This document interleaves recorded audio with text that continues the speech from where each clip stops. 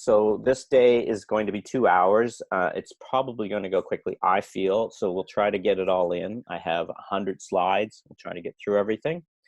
And we'll see how it goes. 2 hours, even 2 hours online is a fair bit of information to be conveying. Week one, producing, just generally, what is it? Who are producers? What do they do? How do they make money from it? How do they set up a company? That kind of stuff. Week two, more about intellectual property, how to get what you would call an asset, I suppose, in producing, which is get something to sell, to turn into something to make money from. And week three is more, okay, how to pitch it, how to formulate it, how to get funding, how to get the money to make it happen. So by the end of this, we're hoping that we would have, I'm just gonna make sure my slides are clear enough. Just give me a second. There's my chat. Yeah, have at least one thing that you're ready for the marketplace. That's really what we're going for. And as you guys know, there are a couple opportunities out there right now for you to make money, or pitch an idea and get a commission, we would call it. Bell, the FIBE TV1, which is a nonprofit part of Bell, and it's in all across Canada, but in Atlantic Canada, they have some money to spend right now. The other one is CBC just announced they have until the 24th, I think, of this month. You can apply to make a short film or a long film or a documentary or whatever. There's a whole bunch. We'll talk a bit about those two opportunities, but there's others, of course. So that's what we're working on. So we're going to talk about what is producing, where do you fit into the, I say, film ecology, like where are you in that, there's lots of people that work in the film industry, and where do you all fit? And what is intellectual property and how do you monetize it? So that's part of what we're going to be talking about. That makes sense. And the types of producing, because, and specifically today, that's where we're going to cover the different types of producing. Creative producing, where it's you bringing an idea all the way from beginning to end. Co-producing, where you maybe latch onto a project that's already developed somewhat. And then service producing, where someone comes to you and says, I just need someone to produce this for me, help me. I don't need you to contribute creatively, but just help me. So there's a variety of different ways to produce. We'll do an overview of the role of producing, like what you actually do when you're producing. It's kind of an ambiguous term in the industry, but we'll try and break that down. And what you need to operate as an independent producer, because there are some things you got to sit in place before you can move on. And we'll talk about that. And what you need to do, one of the examples is, setting up a company. Maybe some of you already have, and maybe others of you are thinking about what are the steps that you need to do to create that company. We use the term shingle. It's kind of just a silly term, but what are assets? What are the things that you would own as a producer? Not necessarily hard items like a computer in an office space, but the things that you sell, what are those things? And what are your responsibilities? And also you and your idea as a mini startup, just sort of conceiving how you take this idea and move it forward. So we're going to talk about that. And then we have a few goals. Today, at the end of today, at 3 o'clock, the job of the producer. So you can explain that. And how to begin to exploit the idea. So that's hopefully what you'll know hopefully more about that. And if you already know all of this already, maybe you don't need to hang out the whole time, but feel free. I'm sure you'll pick up a nugget or two. And then I'm going to just try to measure now, in a moment, what are where we're at. But I'm going to ask each of you just briefly to tell me where you guys are at with this. So week 2, next week, we're going to talk about developing your idea, creating materials, what's IP. We just talked about that briefly. Where do you get your intellectual property? How do you own it? And how do you exploit it? These terms all sound very commercial, but even in the artistic world, this is all necessary elements. Who helps you? How do you progress with these ideas, and where do you go? And then shaping the idea, what you're hopefully sitting with now, into something tangible, and creating materials that you can then, from sitting at your home, send them off to some commissioning editor in Toronto or LA or New York or whatever, and get them to say, yeah, that sounds great. Let's move forward with that. Week 3, it's more about the actions. So we're, fundraising. How do you put an application together? Honing those materials, like your one sheet and those different things. And then where do you go? Who do you talk to? And we'll talk a bit about budgets and financial scenarios, the both sides of the expenses and the revenues. So we're going to talk about that in week 3.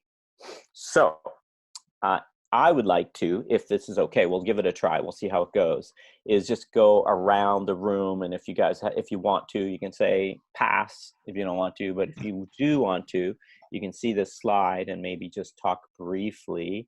And I'll start with Noella. Okay.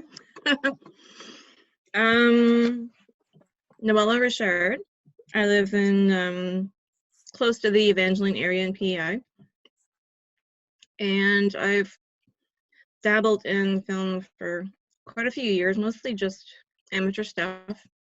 Was hired on back in 2005, 2006 to do a series of, I would call them like informational videos on all of the French school and community centers in PEI. So it made 8 films out of that. And I just do little jobs on different films. Did some camera work for a few, just very small. Yeah, and I'm looking to do more into producing. I feel that that's more my place, maybe in there. Okay, sounds great. And do you have a project right now? We should probably have to keep it less than a minute because there's quite a few people here, but I'll try and move this along. But yeah, if you have a project in mind, maybe you could just tell us really quickly what that is. I have so many. Okay. Okay. Just way too many. Thank you. Okay. Thanks. Let's just get my mouse working again. I'm gonna mute you, and we'll go to Nikki. Sorry. There. Awesome. Should work now. Yeah, my name's Nikki. I'm not usually a film related person, but I have worked on different things, usually from the music end of things. And I'm just learning. I want to learn more about this end of things. I also really wanted to be a filmmaker when I was in high school, and I applied to film school and didn't get in, and then just moved along. So I'm fascinated by all of that. And I'm working on some music videos right now. One of them is shot, but still in production. And yeah. Okay, that's great. That's how I started as well, making music videos. And then because I always wanted to be a filmmaker and didn't really pursue it, but made music videos. So that's great. Okay, thanks. There we go. How about Riley? Yeah. Thanks, Riley Jane. Most of my film was like way back in a past life. I did a lot of more like in front of the camera stuff. Haven't really done a whole lot behind the scenes. Just because I'm one of those people where I have plenty of ideas, it's just a matter of getting them down is the issue. But I am working on a collaboration project right now with the LGBT community. So having other people there, kind of working for them, it's going to get me a bit more motivated to actually sit down and do it. I already finished my second draft now and just working on the final draft. So don't know when it's gonna be put on, given the social situation right now, but we'll see. Okay, thank you very much. That's awesome. Thanks, John.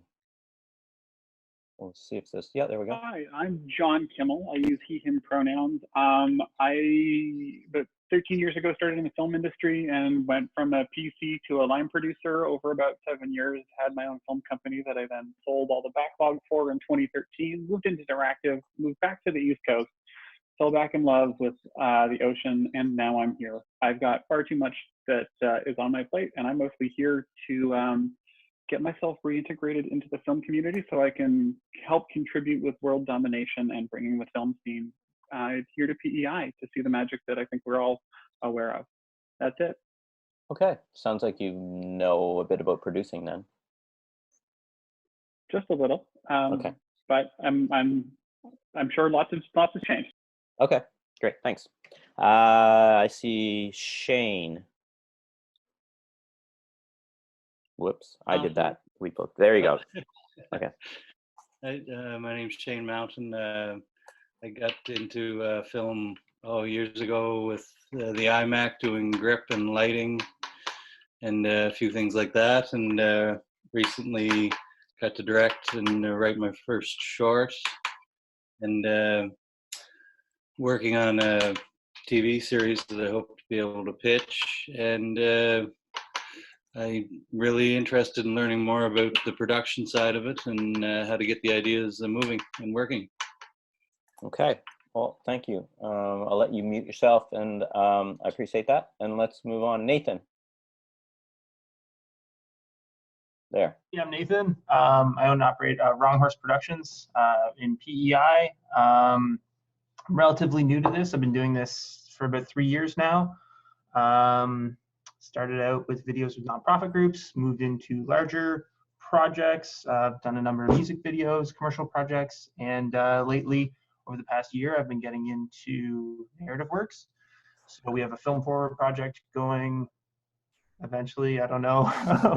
Right. At some point, and yeah, just looking to learn more, and yeah, anyway, here for fun. Thanks so much. That's great, Nathan. Nice to see you. All right. How about Sean? Or yeah, I think it's Sean. Whoops. There, Sean. Yeah, Sean here. Thank you, Sean. My name's Sean Doak. I just kind of got interested in film in the past year and a half, 2 years. Don't really have past experience. I've never produced anything, but I would definitely like to know how to get, an idea from concept to pitch. And so, yeah, that's what I'm here to learn. Hopefully. Perfect. Hopefully you're in the right spot. Thanks, Sean. Okay. Charlene. And just give me a second. I think we're both clicking. There we go. Okay, Charlene. You hear me? I can now, yes. Outside, so there's lots of bird traffic. Right. I just had my 3rd year anniversary in filmmaking as well. I started as a PA, working on lots of music videos. And currently I just finished producing my first short. I have a web series, I guess in the funding stage, hopefully. Me and my creative partner, Kelly, have a web series out there. And personally, I have what I would describe as like more of a CBC friendly sitcom in my back pocket as well. So my goal for this is to be able to pitch that at the end of the 3 weeks. Perfect. Excellent. Yeah, let's make sure we get this done in time for you to do that, because the CBC has that deadline coming up. So I think it's around, let me just check this calendar. Yeah. You'll have to have it done before this is over for CBC. I think it's the 24th, but we'll check that. Thank you. All right. Thanks, Charlene. Okay, let's go. Just get this. There we go. Okay. I don't know. Okay. Chi-Chi? Hear me? There, I can hear you. Okay, hi, good afternoon. Chichi is just a short form for my name. My name is Chiwendo. Chiwendo. Chilefo, from Nigeria. I came to PEI in 2017 as an international student. I graduated last year. I don't know, I've always been interested in filmmaking. Back home, I wrote a few scripts and I tried to get into the movie industry back home, but I couldn't do that before I left Nigeria over 10 years ago. Yeah, it's a passion that I've always loved all my life, but haven't got a chance to see it come to fruition. So last year I joined FilmPEI with the view of pursuing this passion. Excellent. I work in a nursing home, and my job there, I have quite generated a lot of ideas from my residents and the people I work with. Currently, I'm working on a project which I title The Nursing Home. Yeah, there are a group of people that I've been following that really their lives have given me a lot of ideas to explore. Okay. Yeah. Okay, that sounds good. Okay, well, Yeah. we'll talk a bit, hopefully a bit more about how to take that idea and then formulate it into something that hopefully you can get some funding and get it made. Great. Yeah. Thanks. Thank you. Okay. Maria? Hello. There we- Yes, hello. Hi. How's it going? I'm Maria. I'm from Charlottetown. I have some experience in kind of being an on-screen personality as well as a movement director and choreographer for different film projects. I don't have a heap of experience. I've worked on different music videos, different short series and things like that. Last year I had produced a short series with Nathan Carter, actually, who's also here. Hey, Nathan. For Diversity PEI, which is really fun. And it kind of got the wheels turning about how I can do more concepts that I've got in mind for awareness raising cultural pieces and how to develop those pitches. I have one project in mind in particular, so I'm looking forward to keeping that at the front of my awareness while you teach us all these great things. Excellent. Okay. Well, I think there's just one more person. Marla, I think, is the only the person. So Marla. All right, let's get this. I'm going to stop clicking. There you go. Okay. Hopefully we can hear you now. Hi guys, my name is Marla Morrison. I work for a company here in PEI called Furrow. Film is not my background. I had a career out west for about 15 years, and when I moved back to PEI, I met Craig Harris, who's the owner of Furrow, and pretty much right away got thrown into my first production in a producing role. So everything I did was learned on the ground, running. So I think pretty much every project now that I've had in the last 3+ years has definitely been just learning as I go with every project. A lot of times I stop and question, is there an easier way to do this? Am I doing it right? Is there more efficient ways of just approaching a project? So that's something that I think I'd like to check off in this course. I have a project in mind, so I'm definitely interested in the pitch process, just how you approach that, getting some funding. It's something I haven't really had an opportunity to do. So that's definitely top of my list right now. Okay. Thank you very much. That's great. Thanks, Marla. I think that's everyone. If it isn't, please, you're welcome to, if you can unmute now, chime in. If you can't, you can send me a chat. I just sent everybody a little text that said, type your questions as we go. And maybe if one person wants to just type something right now so we know that it's working, then you can do that. But otherwise, maybe Renee and I can try and fix that if that's not. There we go. The test worked from John. So I think we're good. So that's how we can communicate along the way. I'll try and keep people muted generally because that will help, I think, with reverb and sound issues.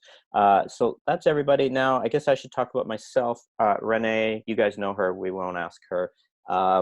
But one thing I noticed, a lot of people mention music videos, and it's interesting because that, as I mentioned earlier, is how I got started. It's an interesting way to start making work if you haven't done it yet and you want to produce, because there's already someone out there that wants something made, and that would be the band.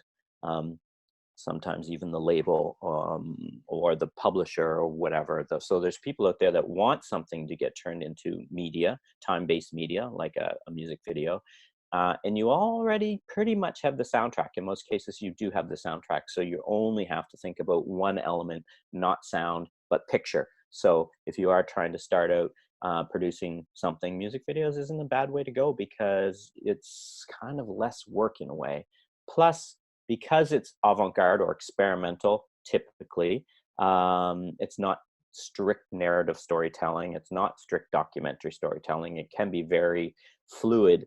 You're allowed in a way to make a lot of mistakes. So that's also a nice way to begin. So music videos can be an interesting way to start. I just thought I'd mention that. So a little bit about me really quickly. Again, these slides will be available at the end. And again, we're recording this, so you can probably go back and look.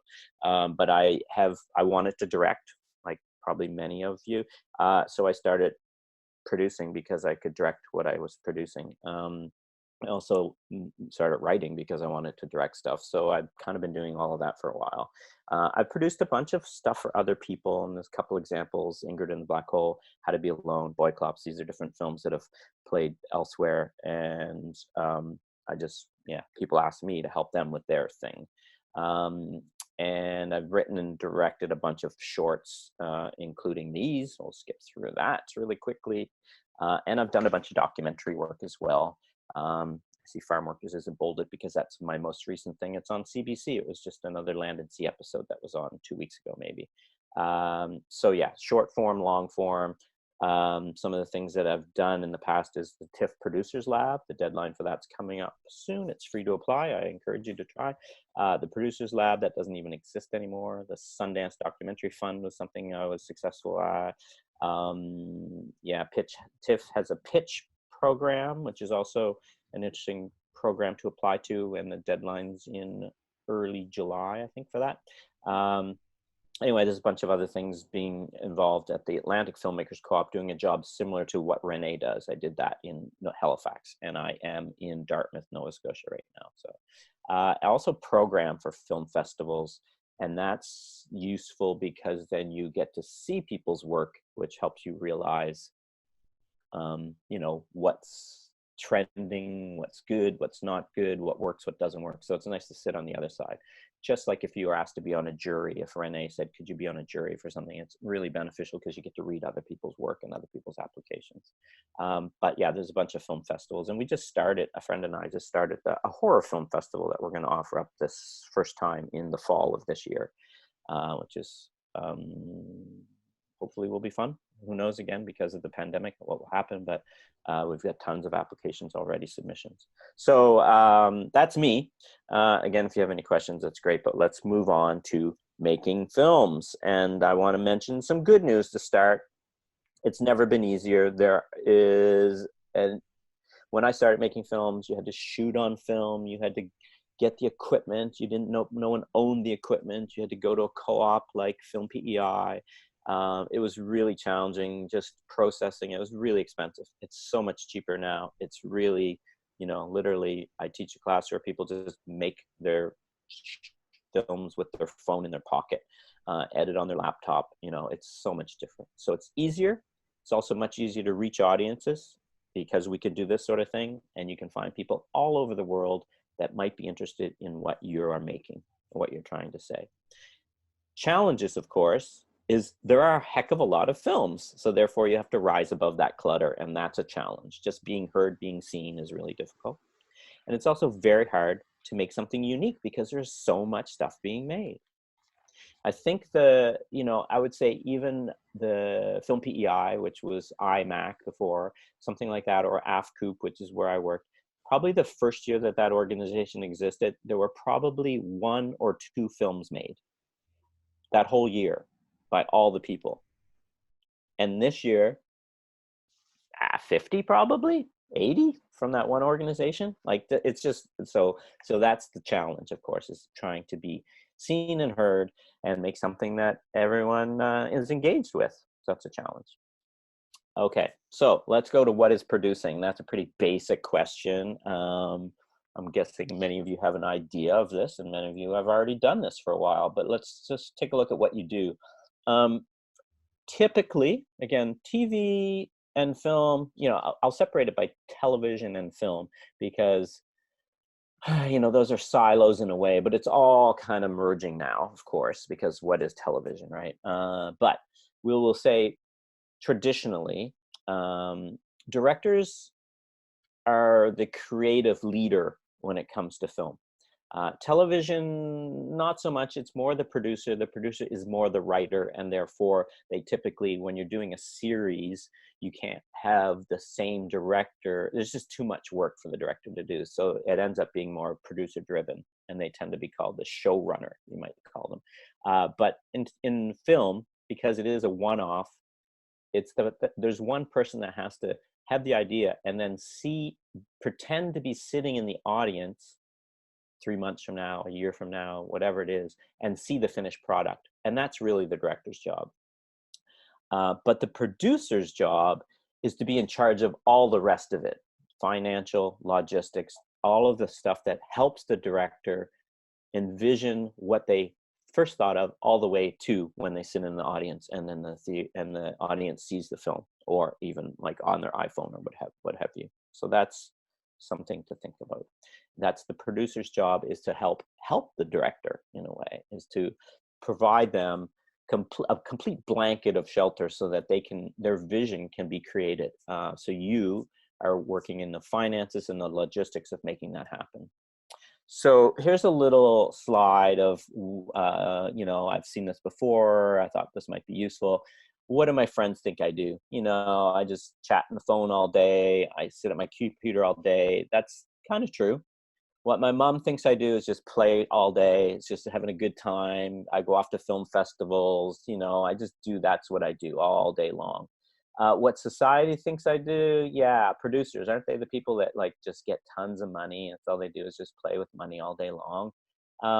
What the crew thinks I do, of course, is I'm just the mean jerk that's telling them they can't spend the money that I said that they might be able to, or there's way less money than they have, and the food stinks, right? What do I think I do? Everything. As a producer, I am the person that holds it all together. I am the hero here. And what do I really do? Yeah, just clean up after everybody's mess. That's pretty much just a lot of realism in there, I think. Okay, but let's move on. So the types of producers, there are a variety, and we've probably all heard them and seen them in credits. The producer, the executive producer, co-producer, line producer, associate producer. We've probably all seen those. And many of us may know what they are, but let's just take a quick look into what those things are. Does that sound fair? So let's see. Let's first start with the producer, because that's really what you're concerned about here, I think. The producer. I think a producer is a creative contributor, even if they have nothing to do with changing a word in the script or changing a scene or where the camera's put or how much the actor overacts or underacts. Like, even though most of that is with the director, I like to consider myself a creative producer. Because if any of you have written an application to a funder or gone to a pitch or stood up in front of 1,000 people and pitch live to them, you still have to be creative. And that's an important element. So even when you're adjusting a budget because you have $1,000 to spend and you have 5 departments all asking you for $300 each, you can't make that happen. You have to be creative. So that's something to remember. Creative talent is part of producing. Finances, obviously you have to deal with the money, because if it goes over, you're in trouble. If you're under, you may have to give money back. You don't want to do that. Scheduling, that's an important element, because, like for these film forwards, scheduling when they're going to happen, when they get shot, how the post-production happens, when they're delivered, all of that is really important. What team you put around you is also something that the producer does. Business affairs, I like using that term. That's always a folder I have open up for each project, because business affairs might be where your contracts go, where all of that, the paperwork, the paper trail, the chain of title, all of those things, your clearances and your deal memos and all that stuff, dealing with actors, all that stuff. It's good. That's the kind of business affairs stuff. You have to deal with the bank and the insurance and all that stuff. Keeping a proper paper trail, that is your job. That's important. And I even add media archive, because unfortunately, I've talked to some filmmakers and I'm like, oh, that's a cool film. Can we show it? And they're like, I kind of lost it. I had a copy. I gave it to someone and I don't know where it is.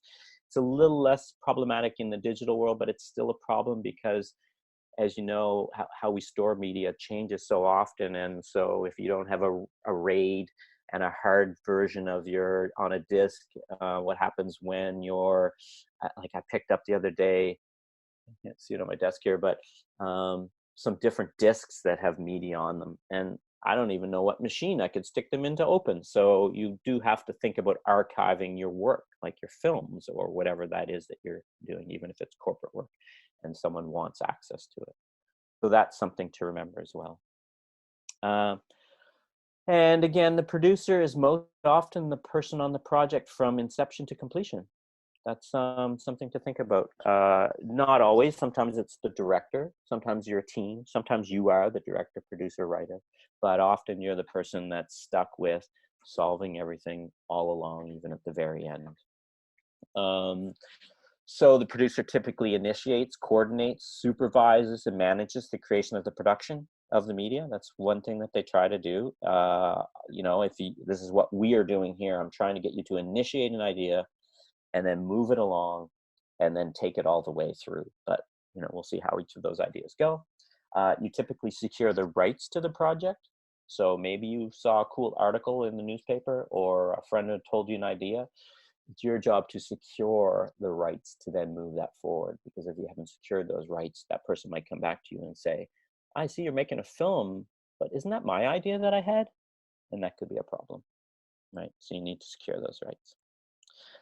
You typically hire and manage all those key team members. And sometimes that just means hiring the right line producer and getting them to do the work or whatever, but you typically hire, and that might include hiring the writer or the director or the talent, even the crew, even the cast, heads of the departments, all of those people. You typically are the person that does that. Again, the bigger the production, the more delineation of jobs there might be, and you might have someone working under you as a production assistant or a line producer or all those different ways, but typically you do a lot of this work as a producer. You also, again, set the budget and secure the funds for the project, because without the money, it's not going to happen. You oversee the project to ensure that it stays within budget. That's important. Again, you can't go over budget or you lose it, and you can't go under budget or you don't get to spend all that money. We can talk about that a bit more later. And we talked about setting the production schedule. That's something that you would do, something that's kind of crazy right now. And what people are predicting is that a lot of people are now just in that stuck in the development phase. And then if the pandemic, if we're able to move out of that and move into production, it's going to be crazy because everyone will have to be producing at the same time. And, this could be compared to the writer's strike that they had in the US. And so for a while, there was nothing that could be written and everyone was waiting. And as soon as writers could go, then there was so much production. So there's talking about how crews are going to be short once production gets started, if that is the case. We don't quite know.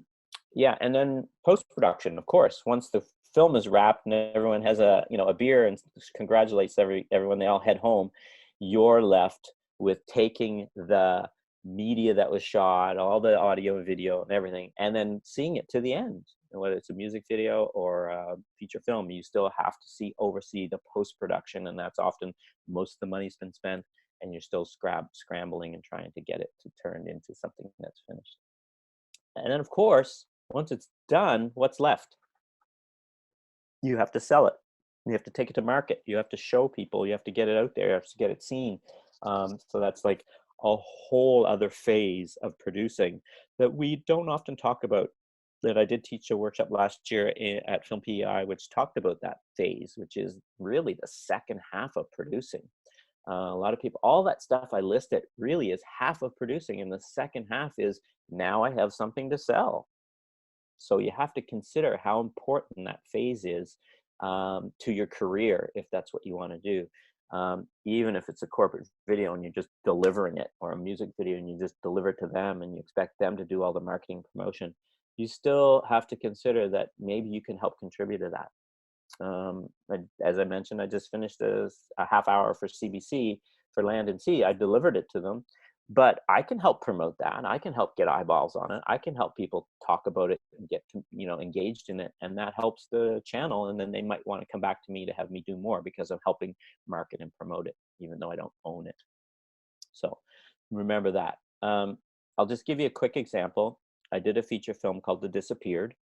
And I'm wondering, Renee, if we should, I feel like, I'm just wondering how this is going because I'm talking so much. And not normally when we're in a room together, we get to stop and and I can read the room. So it's tricky. So I'm wondering, is it something where it'd be useful to take a 3-minute break and watch the trailer? Or what do you think? Would you How's it guys going? want wave if you feedback, wanted? It's not rambly to me. I think it's interesting.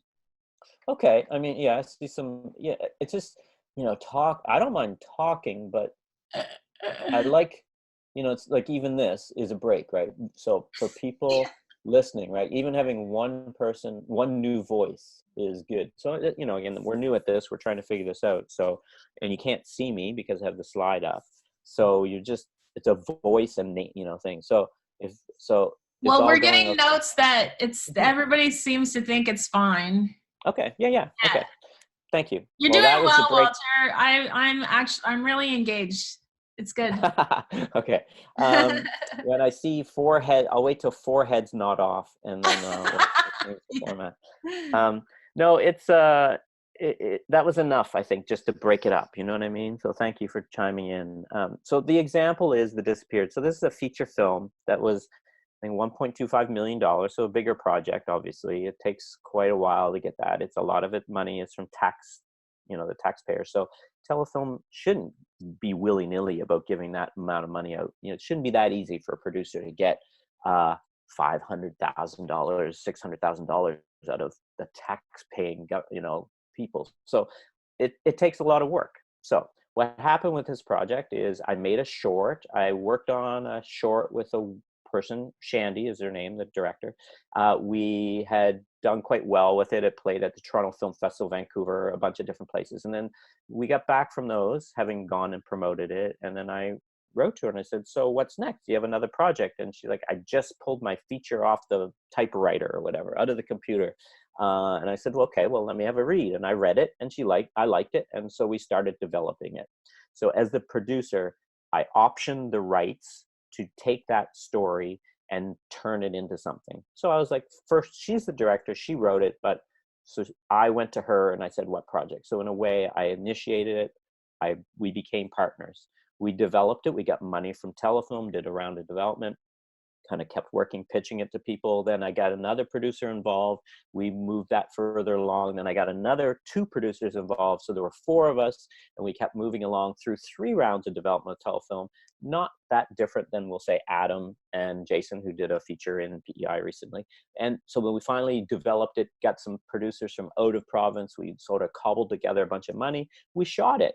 And then we got it finished, and then we put it in film festivals, and then we kept selling it. We put it on iTunes and Vimeo, and so what's the one in the States? I can't think of it. Anyway, a bunch of different places, and have it on DVD, have it on Blu-ray, have it on our website, selling it just as many different ways. So the 3 producers and I, 2 of which and I have continued to work together. We probably had a 1-hour meeting every week for 5 years on that project. Like, it just, because all the way from when we started working together to when we made it, to when we were marketing it, to promoting it, to selling it. And we still meet maybe once every 3 months for an hour now, because there's still paperwork that has to be done. That's like 5-6 years ago. So just as an example, the producer, so I was the creative producer on it from the beginning, brought other producers on, and then all the way through that, and continues to make little bits of money all the way through, but not a ton because you're sharing it. But we'll just talk about that a bit more later. But that's just an example. As a producer, those are all the steps that you may end up taking in we'll say a success, I guess. That's what we would say. Let's talk about the other types of producers. So we've heard of the executive producer, and that's, again, these are my definitions, but usually a financier or they help secure the financing. You would typically give an executive producer a credit if they say, oh, I got a helicopter, you can use it for your scene. And you're like, wow, that's amazing. That's such a great contribution. I'll give you executive producer credit for that type of thing. So that's, someone that brings something big to the production. And again, there's other ways, but in TV, they typically are like the head honcho, the one that came up with the concept or came up with the idea, or is a super successful producer with a bunch of ideas, and people just want to keep giving them money to make something. So Aaron Sorkin would be an example, somebody that's done a bunch of series, and they typically are the executive producer. They're the ones that have the final say. Mentorship is another great example. So executive producers can be very helpful when you're starting out and you are trying to move up the ladder and maybe do a bigger production. And certainly if you were going, like, say, to a feature film or a TV series, and you are the first time doing it, they're going to pair you. Someone's going to make sure that you're paired with an executive, with someone that's already done all of this before. And it's typically a mentorship role. So an example of this is Some Things Won't Sleep. It's a short. It was funded through the NSI, Novus National Screen Institute, and they had a drama prize. I'm not sure if they still have it, but the young director had made a short, got this money, and had a young producer who had worked on a film that I did, and his name is Andre and her name's Leah. And so Andre, as a producer, wanted to have an executive producer because it was his first time through this, just to answer questions, to mentor him. So I executive produced. He also had Tom Fitzgerald, a friend who has done a lot of stuff as executive producer as well. So this sort of helps give that producer the street cred, we'll call it, when he goes off and asks somebody, you know, do you want to be in my film, or do you want to work on my film? And he'd say, I have these executive producers. And so then I was an executive producer on the project. And what that helped for me is then I got to meet Leah. I worked with Andre, and I ended up producing another project for Leah later on, maybe one or two, I think certainly one. And then, you know, and Andre has gone on to be a producer and work. So just, it's that mentorship. I helped secure the funding because having those names on it, and then help them along the way. So that's an example. Co-producers. That seems like an odd one.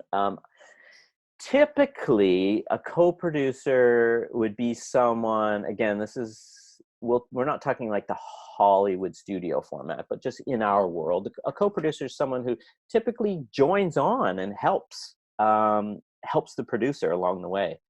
And so an example would be,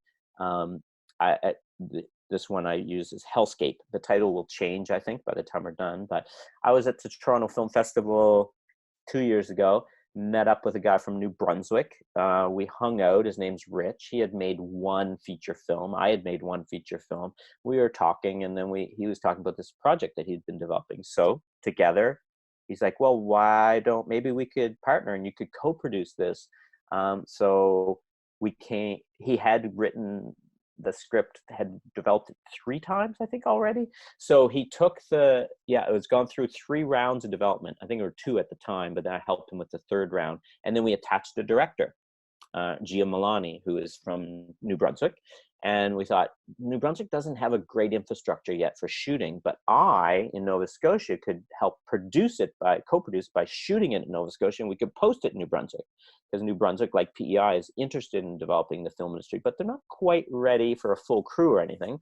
So we are going in for telefilm funding now, and I'm the co-producer on it, and Rich is the lead producer, and we have a director attached, and we're going to try and get financing to shoot in Nova Scotia and post it in New Brunswick. We'll see how it goes, but that's an example of I didn't initiate the idea.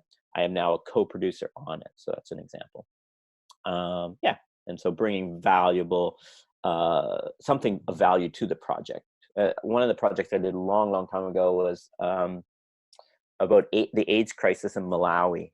And my partner, we had made some films together. He went to Africa and made the film, and I was here, and he wanted me to help him finish the film. I helped him get some money from the NFB, and I helped him helped him along. And so I got a co-producing credit. I didn't get a producing credit. I got a co-producing credit because I helped, because I was able to bring some money, and I was able to just help along the way.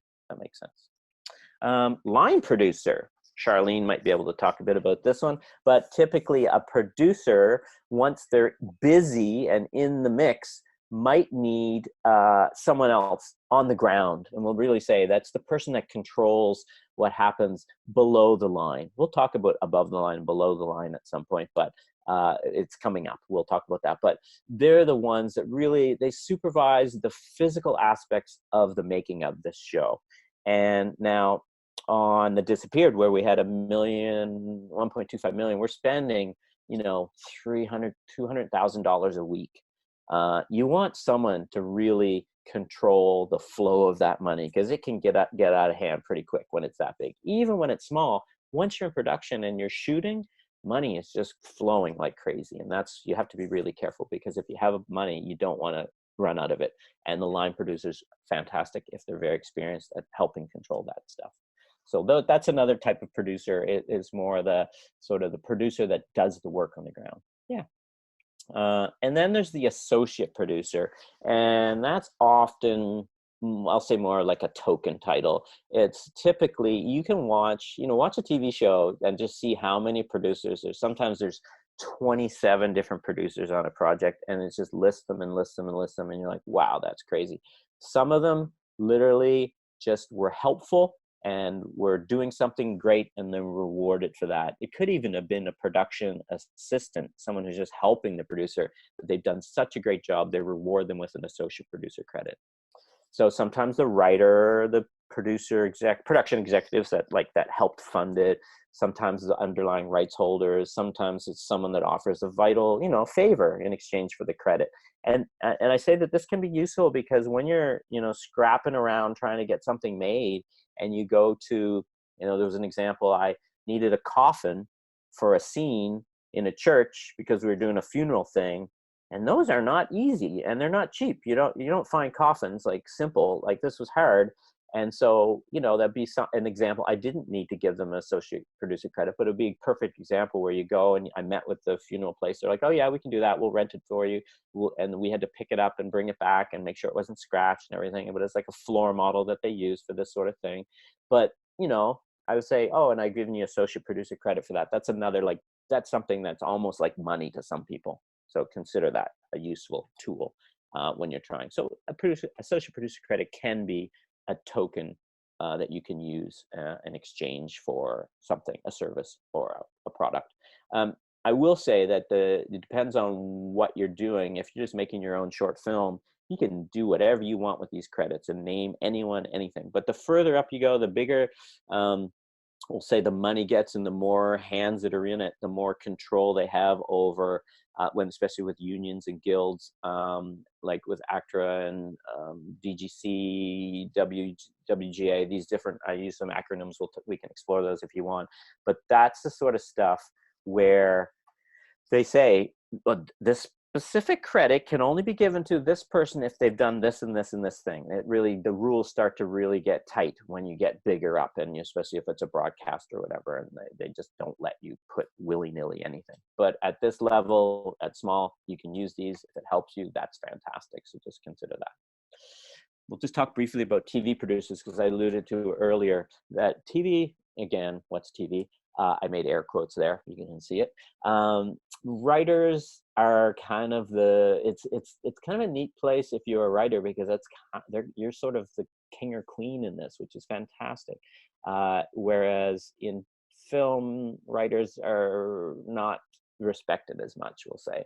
But in TV, so TV producers typically are the writers, because they bring the story and they get it made and they deliver it. And so they typically would be producers. A lot of them, when they're writers, even just getting hired in a writer's room and working your way up, they'll toss you an associate producer's credit if you're working hard, and then maybe you can get a producing credit and then move up to being the head producer of a show and then pitch your own shows. That happens all the time. So showrunners, EPs, executive producers, these are terms used for producers in TV, and something to remember.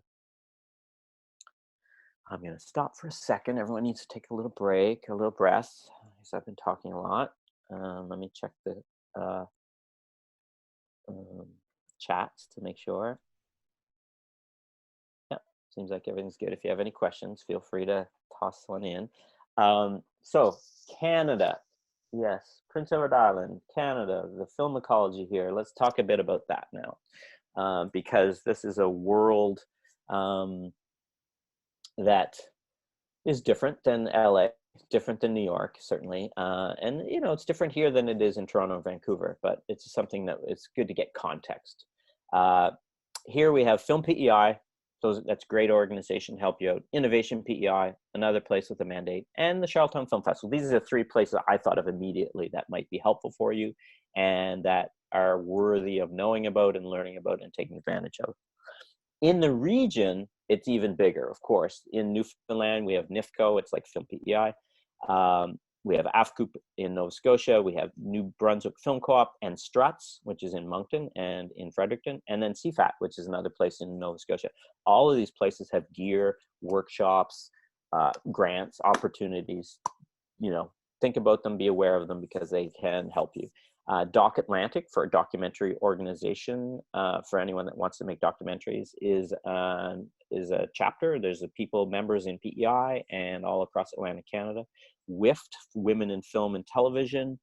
There's an Atlantic organization that's a great place. I think, Renee, are you on the board still? No, okay. But that's a great organization. In Newfoundland, and then there's film festivals, of course. Newfoundland, there's Nickelfest and the St. John's Women International Film Festival, some places to be aware of. And in Nova Scotia, there's Finn, Lunenburg Doc Fest. There's also Screen Nova Scotia, which is sort of the producer and filmmakers association that's pretty active. New Brunswick, I know there's Silver Wave, and in the French version is the FIGFA. So there's festivals there. There's also tons of specialty festivals, LGBTQ festivals, Jewish, Black, horror, all kinds of different festivals available. So if you're making stuff and you want to get it seen, or even some of these have screenwriting contests, some of them have, there's the other festivals I didn't even mention here that have screenwriting contests and different training opportunities, stuff to be aware of. Nationally, of course, there's for producers, the Canadian Media Producers Association. That is kind of, you know, they lobby for producers. They help producers get stuff made. And you can become a member of that if you want. It's, I think, $300 for your first year. It goes up to $750 after that. And then after that, it's, if you have more than one employee, it's even more than that. So it's pretty expensive, but they do a fair bit. And again, Documentary Organization of Canada has a listserv that's very helpful. Different things. If you want to join them, you can talk to Doc Atlantic. And again, there's markets, places we go to in Canada to help sell our stuff. TIFF, Toronto International Film Festival, there's like 6,000 people like us that travel there and try to do business. Hot Docs has a huge market. RIDM in Montreal has a really good, it's not far, it's not that expensive, it's a really good one-day market with a very impressive amount of people you can meet with. Fantasia is also in Montreal. It's a genre market. It's a great market too. I put PGA, that's like the CMPA, it's the American Producers Guild of America, and they have I've been to it a couple times. Produced By is a conference they put on in LA. They do it in New York now as well.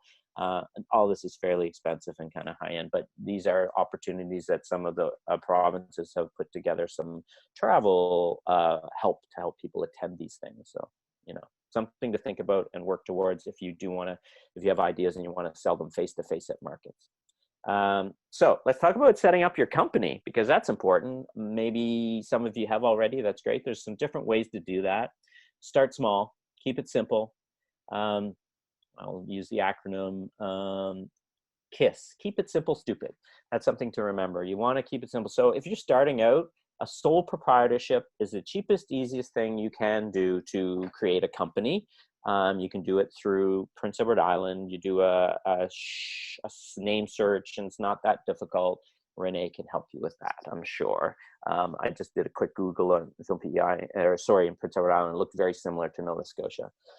Maybe you're not working alone. Maybe you have someone else you want to work with. You can set up a partnership and work with someone else. And it's really similar to a sole proprietorship, but there's just 2 or more of you. Again, you have to come up with a name. You can start the company.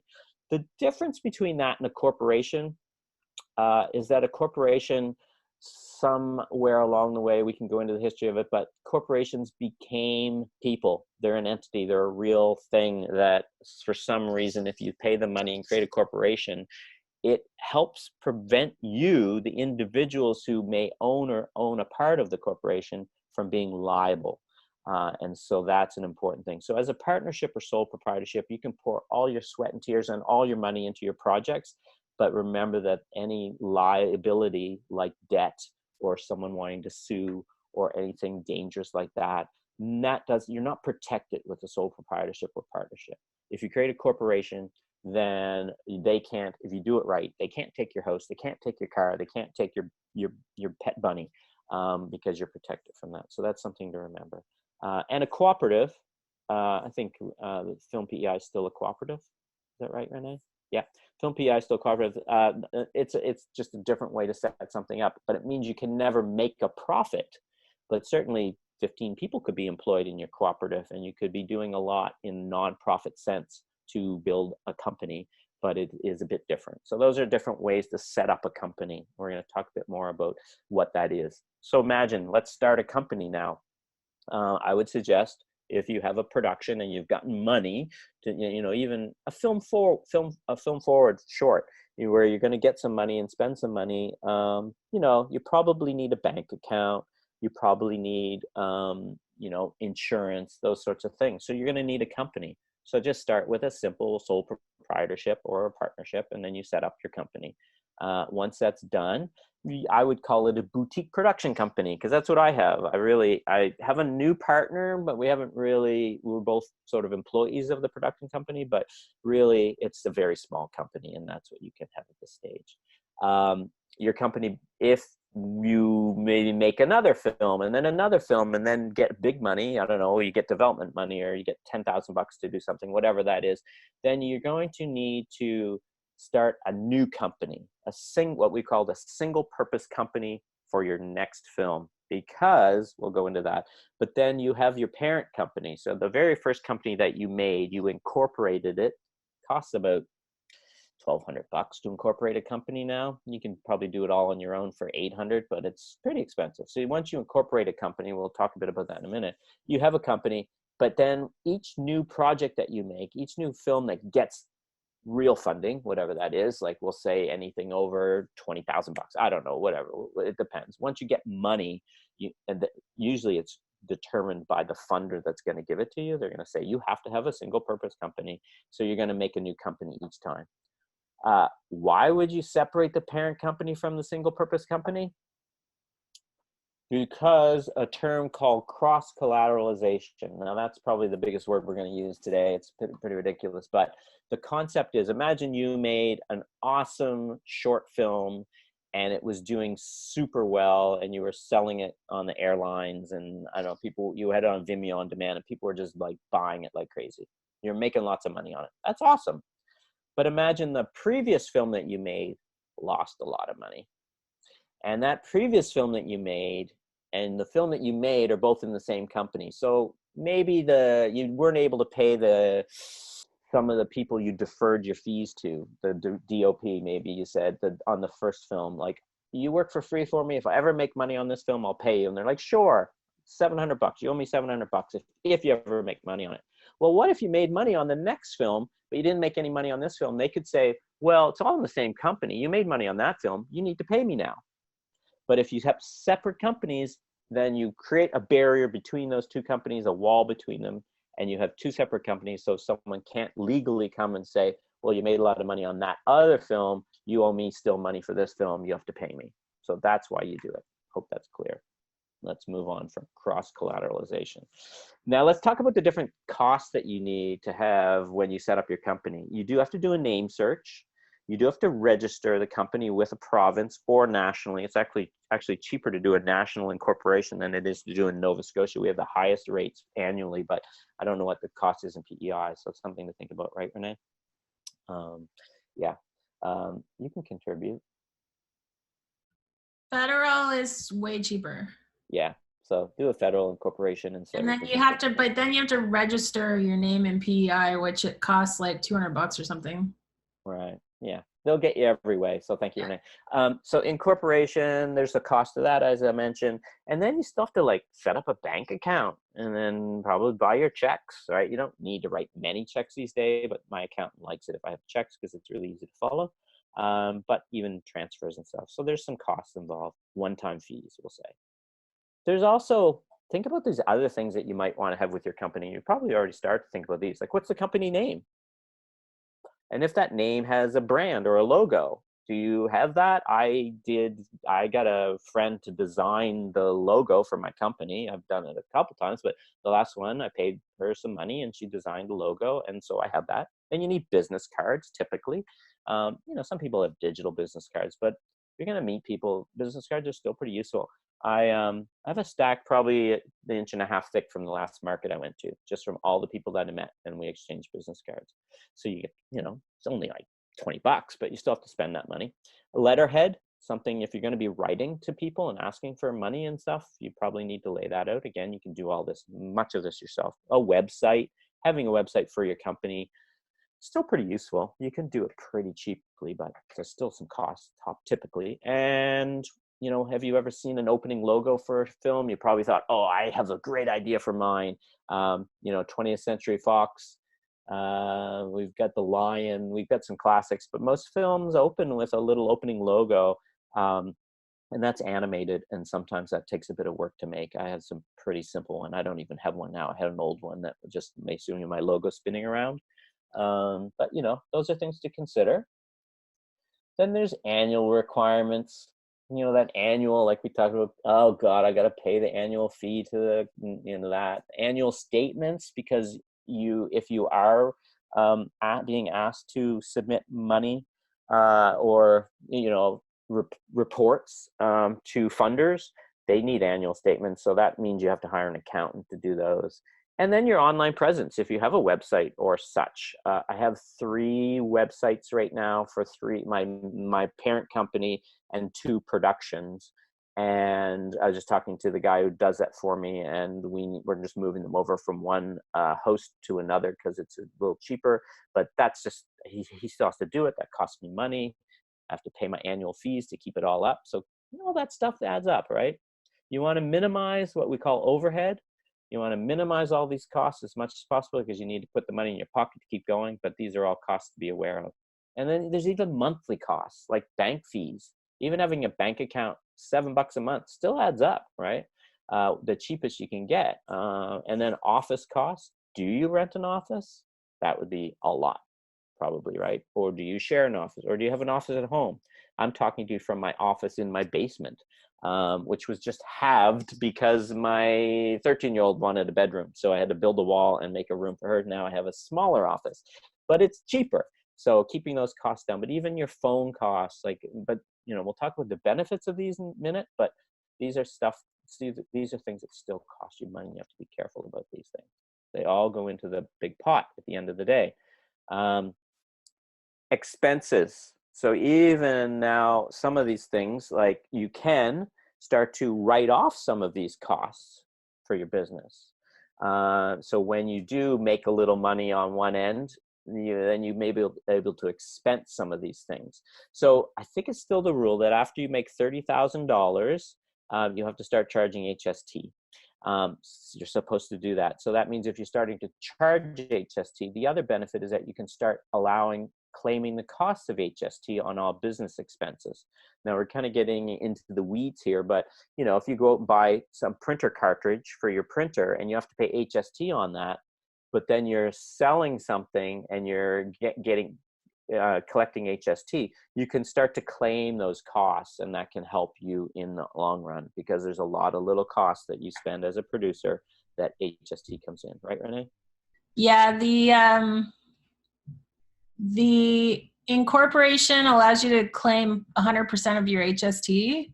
So sole proprietorship is more like 8% of your eligible HST costs. Mm-hmm. Yeah. And I see someone,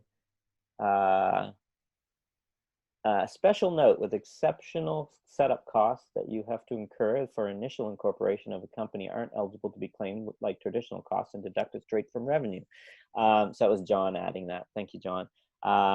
So yes, and I'm talking about amortization, which we might get to as well here. But the idea is you have expenses. And for instance, in my office, I have an office. I have to measure that percentage of my household, and I can write off the costs of the heating, electricity, and all of the things within that space that is my office. And I'm able to write that off as an expense to my incorporated company.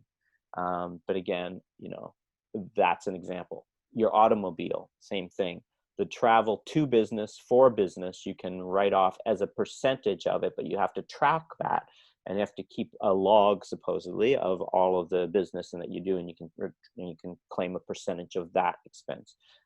There's shipping and travel. When I go to markets, if I go to a market, those expenses that I go to for going to that market, I can write those expenses off. So there's a variety of things, but typically you would want to deal with your accountant on these and talk about these. But so, you know, you have costs, but these costs can, you can balance some of those costs with the loss of revenue because you're spending the money, and then and write off some of those. So typically your company is not going to make much money, especially in the early years, and then you have to incorporate losing some of this money and writing off some of your expenses. It's getting a little convoluted, but all just examples of, you know, automobile, business costs, business travel, percentages of your home or and your car, that sort of thing. Okay.